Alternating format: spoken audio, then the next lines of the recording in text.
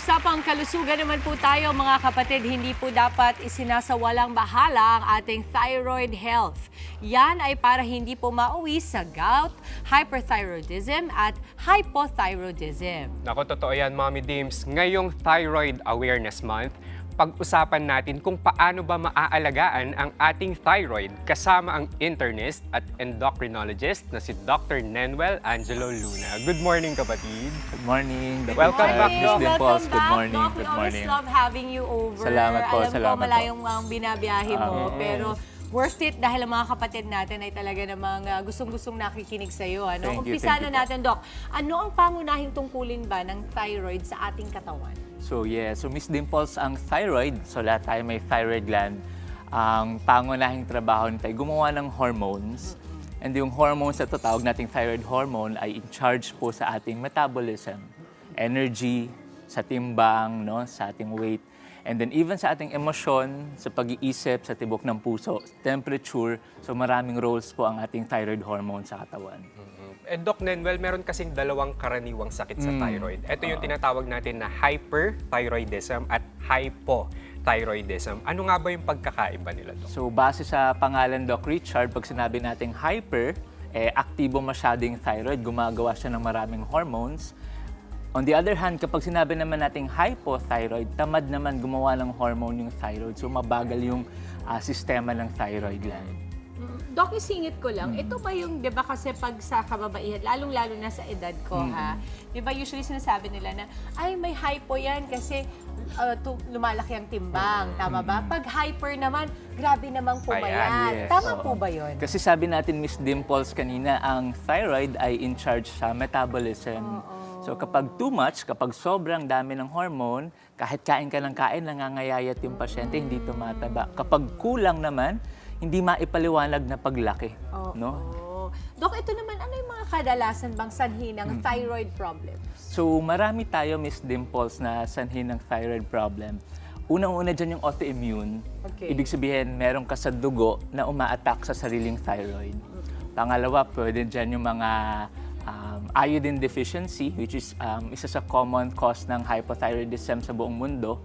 Pwede din may mga bukol, may goiter, o di kaya naman po yung namana, o pwedeng genetics, nasa dugo na lang talaga natin.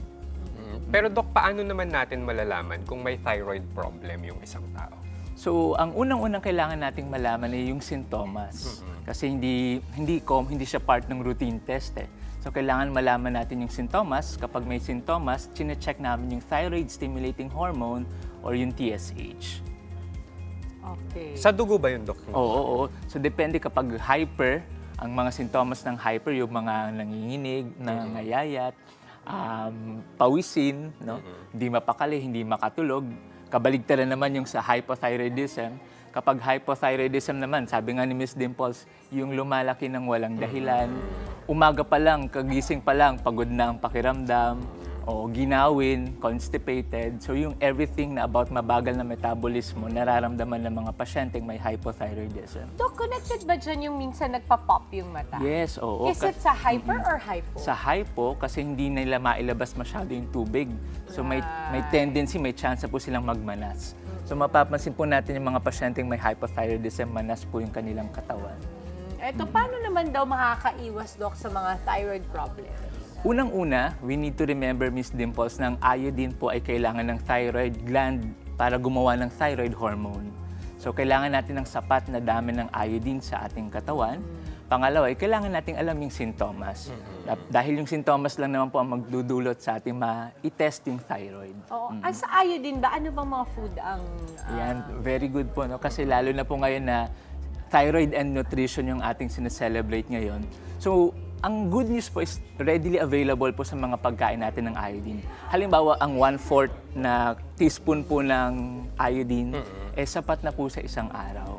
Kung hindi man iodized salt, no? Kung hindi man iodized salt, yung 2 pirasong wheat bread, 1 glass of milk, 1 pirasong itlog, o yung lato, 5 grams of lato. Yung lato Seaweed. salad! Yes, seaweed is a very good source of iodine po. Seaweeds.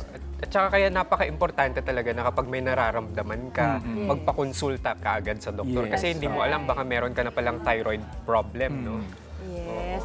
Doc, eto, meron tayong awareness week or month. Imbitahan natin sila. Ano ba ang what's happening in the world of medicine pagdating sa mga panahon ngayon? Yeah, so sa last week of May, Miss Dimple, sineselebrate po namin ang International Thyroid Awareness Week. And kami po sa Philippine College of Endocrinology, Diabetes and Metabolism, Thyroid Advocacy Council, and sa Philippine Thyroid Association, ay magsasagawa po ng nationwide screening. Okay. So pupunta po kami all over the Philippines, from North Luzon hanggang sa Mindanao. Meron po kaming around 11 testing sites Wow, kung saan okay. magsasagawa po kami ng libreng TSH screening and lay forum to increase awareness about thyroid. Kasi kailangan ma-increase natin yung awareness kasi sabi nga ni Doc Richard, kung hindi natin alam yung sintomas, hindi tayo magpapatingin po. Doc, hindi natin napag-usapan. Sino ba yung kadalasang nagkakaroon ng thyroid problems? Meron bang age group ito? May gender ba specifically na mas tinatamaan ng thyroid problems? Magandang question yun, Ms. Dimples. Mas common siya sa mga babae. Okay. Primarily because, number one, mas common ang autoimmune disease sa mga babae. Pangalawa, ang mga babae po ay may mga maraming hormonal fluctuation sa buong buhay niya. Magbubuntis siya, may menstruation siya buwan-buwan, magme-menopause siya. So ang daming taas-baba ng hormone. So mas common siya sa mga babae. Sa edad, habang tumatanda tayo, yung mga nodules, mga bukol sa thyroid, mas common. And yung mga autoimmune, mas common sa mga babae sa reproductive age, yung mga may chance ang magbuntis. So would you say na dito sa gagawin ninyong mga libreng TSH na screening, most of the people talaga will be female. Pero nagkakaroon ba ang lalaki din ng thyroid problem? Opo, meron din po ang lalaki, hindi lang kumbaga mas common na sa mga babae, pero marami din po kami mga pasyenteng mga kalalakihan na mayroong hyper at hypothyroidism. Doc, speaking of demographics, gaano nga ba ka-common ang thyroid problems dito sa Pilipinas? Oo, actually meron tayong data po sa Philippines, although medyo lumang data na yun, around 8 to 12% ang mga populasyon ng Pilipino na merong hypo at hyperthyroidism. So, common din po siya, kaya kumbaga napapanahon na i-revisit po natin yung pag-check. No? Kasi baka mamaya, mas common na siya ngayon, no? Yung hyper at hypothyroidism. Kasi like yung hypothyroidism po, hindi siya, kumbaga subtle yung signs. Yes! Hindi mo naman, kung ikaw naman ito mataba, may isip mo ba po yun? Kung pagurin, di ba, may isip mo pa po yun. Pero now that we know na ang pagod, ang paglaki, ang excess weight, pwede palang sintomas ng hypothyroidism, magpapacheck na po tayo. Sa katunayan po, sa obesity ngayon, sa guidelines namin sa Philippines, part na po ng pag-screen ang hypothyroidism. That's right. So, chine-check na rin po namin.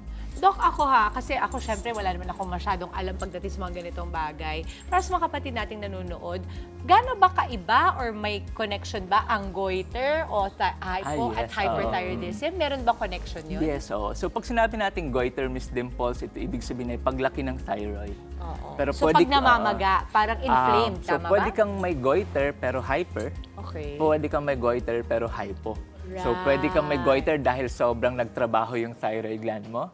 Or pwede kang may goiter dahil sobrang nagtatrabaho siya kasi kulang naman yung hormone mo. That's So, pwede kang merong hyper o hypo. Oo.